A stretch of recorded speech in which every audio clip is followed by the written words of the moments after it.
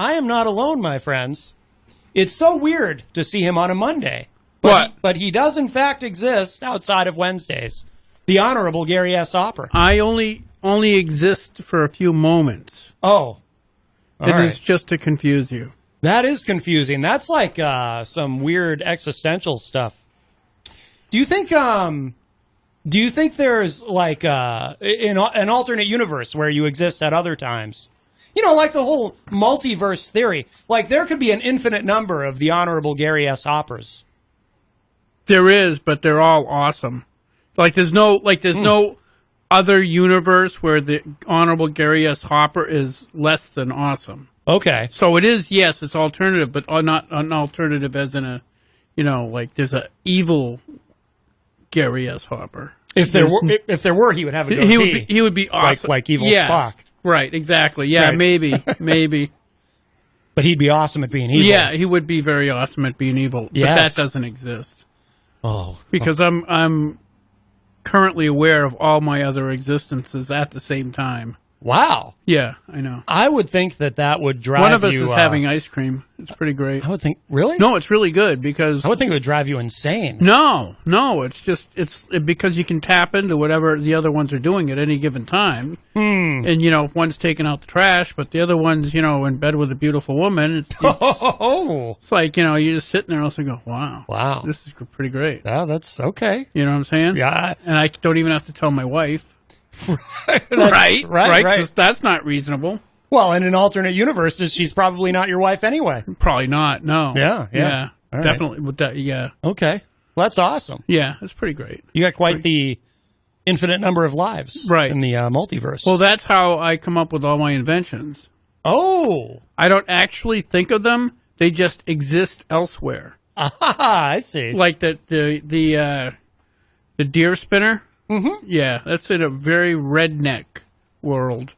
Extremely redneck world. Right. You know what I'm saying? Yeah, I do, yes. So I just saw it there, and then I said, oh, yeah, I bet nobody's heard it here. Right. Yes. So I got a new one. Okay. And I haven't made the prototype yet. Okay. But I'm working on it. Well, that's all right. It's radio. It's theater of the mind. So okay, you can describe it. Exactly. I'll describe it effectively. So, yes. Because, as I've told you many times, and it's like I have to tell people this so they would know, is I am a genius. Right. You're a stable genius. I'm stable genius. Yes. As opposed to an unstable genius or something. Right. Right. So, my latest genius is, you see these kids, especially teenagers. I don't think adults are as prone to it as teenagers, but they'll be sitting there with their head bent like 90 degrees staring at their cell phone while they're walking. Yes. Right? Oh, yeah. Well, that's pretty dangerous.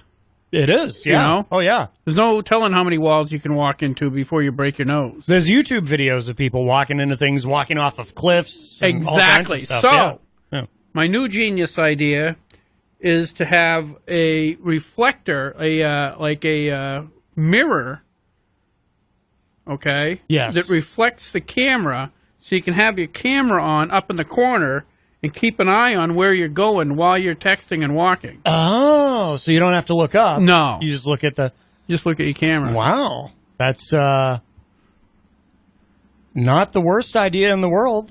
What are you saying? What are you trying to say? I would say this, Gary. Not the worst idea means there's some other ideas maybe that I've had that you found less than credible. No, but no. I will say this, Gary. Of all your inventions, I mean this sincerely. I think this is by far your most recent. No, I mean it. I'm not saying that to be funny. I'm trying to be sincere and encouraging and nurturing. Right. That's why I come here, because I can't handle conflict. Right. Most people can't. No, so that's why I come here, to be reassured. Yes. The only reason I ever show up on your show is reassurance. Right. Sometimes it doesn't work out that way. Boy, it sure doesn't sometimes.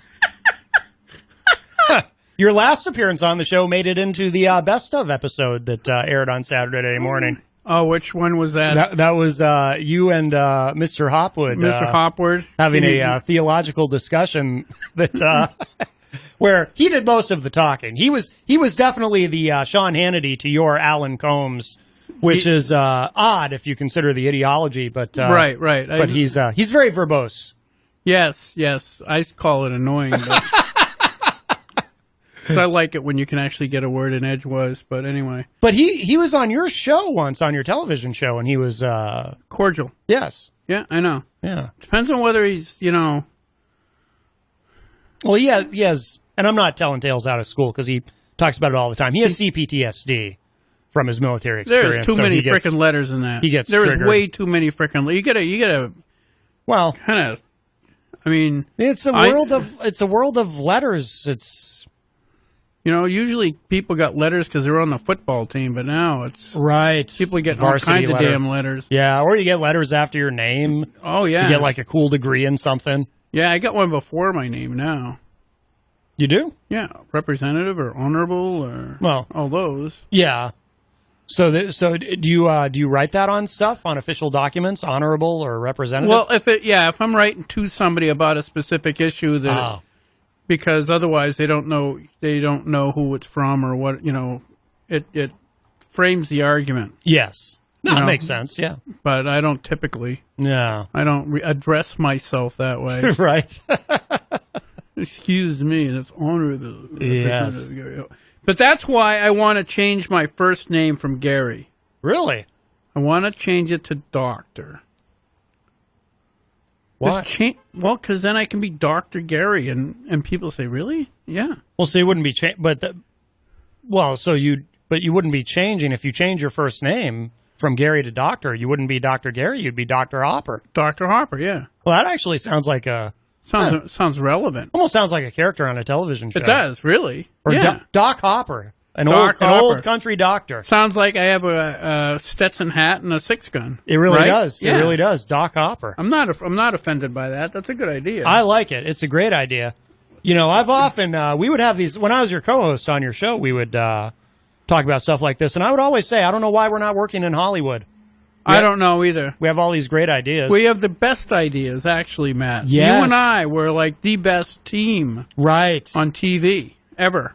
Well, yes, clearly. Certainly up there with Laurel and Hardy and yeah, Loma and Fred. Carson and McMahon. And Wills. No, that's about it, really. Those are Three and Stooges. All the teams, and we're better than all of them. Yeah, we are. Yes. So that's my latest idea. I think I'm going to make $1 trillion on that easy. Do you have a name for it? No, that's what I'm lacking. I got to come up with a clever, catchy name, because that's all that counts. It doesn't matter if it works as long as it's got a good name. That's true. Right? Right. It's like the what was this stone? The rocks, the rocks the people used to buy a damn rock, and it said the worry stones. Was that it? Oh, right. People just selling frickin' rocks, and people are buying them. Yeah. It's not a worry stone, though. Something like that. It's something like that. I can't remember either. Yeah, they were buying rocks for a long time. Yeah. So the clever name is basically the only part of the invention that's relevant. What it does is secondary. Well, that's true. What you need to do is get a contract with Apple, and then you can call it the I something. Because if you put, like the like the eye mirror or something like that. Because if you put I at the beginning of it, people will buy it. Well, I could just call it that with EYE. Yeah. Eye reflector. Right. Yeah, but you need the I. You need the letter I. Yeah, but if I use EYE, I don't have to pay those jerks anything. I know, but no one will be fooled. Not that you would be trying to fool anybody. No, I would never do that. This is all on the up and up. Up and up, absolutely. Yes. Yes. You need a website. And a website, right. For it, yes. That'd be exciting. Actually, you need a website for all your inventions. I do? That seems like a lot. Yeah, how many inventions do you have? I don't know. I lost track, actually. Oh.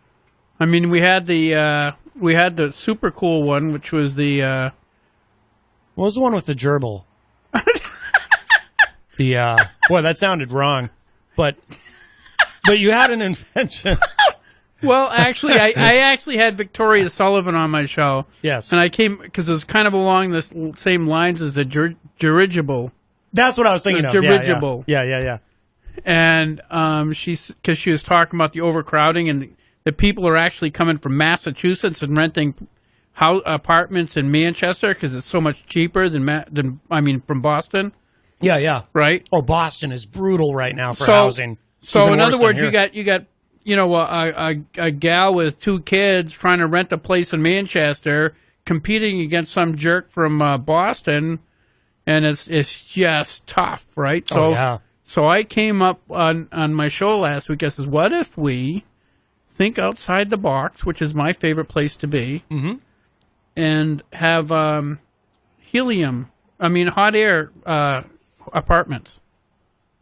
Oh, okay. Right? Hot air balloons all over the city. Right. With raising just kind of float up around. That's a good idea. I mean, it's... Then if you find... Okay, so this is... Now she called it... The view would be great. The view would be great. Yeah. Except you'd be seeing all other hot air balloons after a while. Yeah. At first it'd be great. Yeah. If you're the first one, you're going to have the greatest view of all. You want to get in on the ground floor. You would... even though there's no... I get it. There's no ground floor. So anyway, Victoria said, you mean like elevated house? We could call it elevated housing. Yes. See how that sounds like it's almost reasonable? Right, yes. And she was saying, well, what if somebody's like dealing drugs? Just cut the cord. Well, that's true. Right? Yeah. You find out this one dirigible is dealing drugs out of there. You just... Right. Next thing you know, they're in Iceland. So is this part of her platform now? I don't think she's adopted it 100%. I think she's got a team working on it. Right. Because for some reason she didn't, go all in on the great idea. But yeah. But the thing is, my genius, I think, has to. It takes a while for people because, and if you're surrounded by people who are lesser than you, you seem kind of insane. Really, genius is almost insanity to those who are.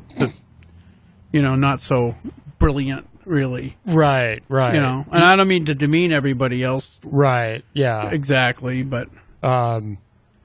yeah, I mean, I often used to sense that, again, when I was your co-host, I would think I just can't, his genius. It's just, it's beyond me. It is. Yeah, I know. It's like an elevated genius. It's like up in the balloon. Oh, hey, seriously, you want to know something cool? I was listening to this professor. And she was talking about the problem with boys in today's society, and she pointed out this fact that if you look at the spectrum of intelligence, right? Yeah. At the high end of the spectrum, the genius level, it's occupied mostly by men. Oh. Okay. If you look at the moronic segment of the population, it is also occupied mostly by men.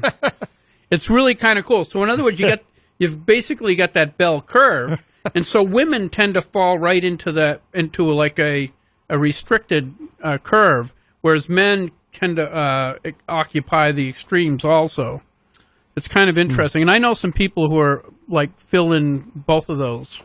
Oh, sure. They're very, very brilliant and incredibly stupid at the same time. That might be why, too, women so often seem more reasonable in some ways, because we're either stupid we're way off. Or we're either stupid or brilliant. I don't know why I was having trouble saying that. It's like I was stupid there for a second. Yes. I was trying to say we're either stupid or brilliant, and it came out we're. I may have just had a stroke, Gary. I'm not sure what happened. That would be ratings. That would be. Yeah. Yeah, but I think you have to start Kivian. Right. Yeah, you gotta, and I'd have to take over the show or something like that. Oh, my goodness. Yeah. Matt's down for the count. I don't know what to do. What buttons do I press? Right. Panic kind of thing. Yeah. And then ratings would go up. Oh, yeah. That would be great. Yeah, I'll do that for you. Has that ever happened it never happened when I was your co-host, but has that anything like that ever happened on your show? Because you've had some very, very old people on. I've had a lot of very old people on. Because you have a lot of state reps. I do. They are. And so, yeah, I mean, it's, I told you the joke I said years ago at the State House. I don't remember. It was because I'll pretty much say anything as long as it's not too offensive. I don't. Yeah. But it was we were talking about medical marijuana, and I got up, and if people haven't seen it, you should go to the State House. If you haven't been to the State House, you should go to the State House. It's amazing. But anyway, up in Representatives Hall, there's the 400 seats and the two podiums where you go up to speak. So I'm up at one of those podiums speaking on medical marijuana. Yeah. And I said, I don't want to speak to the other uses for medical marijuana, but I want to speak specifically to the glaucoma segment of it. And I have to tell you that after a lot of research and talking to my ophthalmologist, and the fact is the medication my ophthalmologist can provide for me now is more effective for the treatment of the pressure associated with glaucoma than marijuana is to treat it. Mm-hmm. I says, but there's a distinct advantage to using marijuana to treat glaucoma, and that is if you do go blind, you won't care. Right. Right? So I said that, and he... I had to give you an air horn for the joke. So it's so great because there's 400 people in there, and they're all like 70-ish, kind of. I don't know what the average is, but 60s anyway. I heard Bob Backus once say, I think he said the median age is deceased. Yeah, that's pretty close. Yeah. So it was really great because half of them didn't get the joke. Right. And the other half were laughing. Yeah. You know, it's like you get one half laughing, the other going, what? Yeah. I don't know if you've ever heard, but on Sundays here on WMNH, they run these old-time radio shows. Yeah. And they're really fun to listen to, especially the ones that have old commercials in them and old news reports and everything. It's really cool. But there was this one... and I didn't catch what the name of the show was. It kind of sounded like Dragnet, but it wasn't Dragnet. But it's like these cops are investigating these teenagers. And it clearly was from probably the 1950s. Right. It was like way back.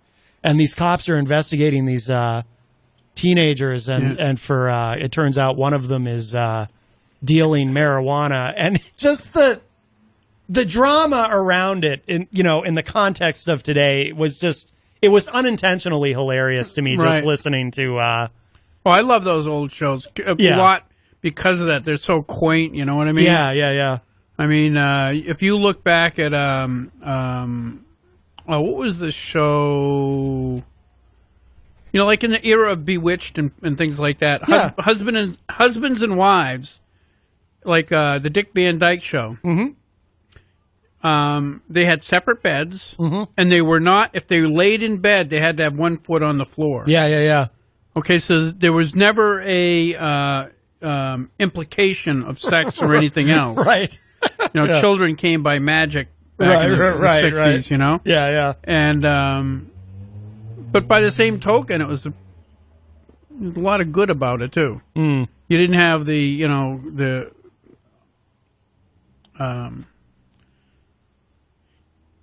it wasn't encouraging perverted self-destructive behavior. Yeah, I suppose.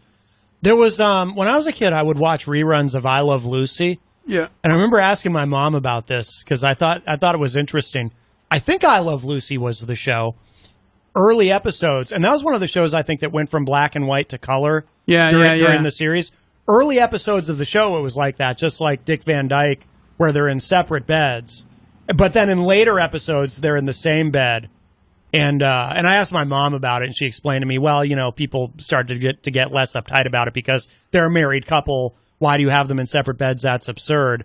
But I was always kind of fascinated about that within the show, that kind of evolved, Well, by the same token, I say they don't encourage self-destructive behavior. That's not entirely true. Everybody smoked in those shows. Oh, yeah. Yeah. Everybody was...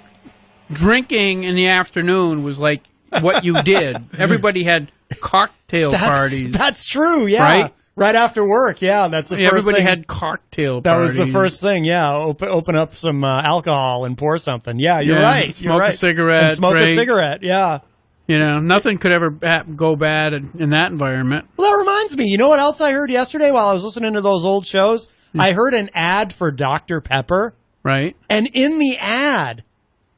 The guy is saying something like, those other soft drinks have harmful ingredients and this and that, but Dr. Pepper is actually good for you. I'm not kidding. And it's like, it'll give your children plenty of energy and they'll which they'll then be able to burn off and I'm like, what? Right. It was so bizarre. So caffeine and sugar are good for you now. Yeah. But, it was a different time. It was a different time. You listen to all those ads. You listen to some of the Marlboro ads and stuff like that. Yeah. Or Lucky Strikes. Yeah. Yeah. It's amazing, the stuff that they were encouraging, because by the time I was a teenager, everybody was smoking. Yeah. Oh, yeah. Yeah, you were a smoker, right? Yeah. I tried a cigarette once in high school just because I was curious about it, and I never did it again. Hey, Matt. Yes. You've got a caller coming in 2 minutes. Yes. And I got to go pick up a grandson on the other side of town, so I'm going to take off. Okay. Don't anybody steal my idea before I have it patented. Right. You jerks. Yes. I hate your audience. I know. Well, yes, they're very opportunistic. Hey, remember to go vote tomorrow. Did you tell them to go vote? Right. No, I didn't. For my favorite Victoria Sullivan? Okay. I'm going to vote for Glenn. I always vote for Glenn. Glenn's a nice guy. I like Glenn. Glenn R.J. Willett. I love Glenn. We tease him a lot. I do too. But we got him on the spot. Welcome back. I mean, he has no chance of winning, but... All right. Oh, do you want to plug your show before you go? Oh, that's 2 days from now. Rock, Paper... Oh, yeah. I know, but you might as well plug it. Me and Matt were the founders of Rock, Paper, Hand Grenades. Ooh, we were the founding fathers of it, fathers of Rock, Paper, Hand Grenades. We had a lot of fun. We did. We had some wicked cool shows. Yes. I still... Oh, one of my favorites was that guy that was on there for the bed bugs. Yeah. He got so mad at me. I know. So we had this guy who's a entomologist. Yeah. So if everybody remembers Lord of the Rings, the Ents, the trees. Yeah. The Ents. So I started asking him, near the end of the show, Ent questions. Yeah. Like, why wouldn't the little Ent get off the boat? Because it was afraid to, wouldn't get on the boat because it was afraid to disembark. And all these stupid jokes that I made up about ants. Yeah. And the guy got so mad. Yeah. He was not having it. He had no sense of humor. Oh, it was great, though, because his reaction was so angry at just a silly joke. Right. I thought that was just super funny. It was.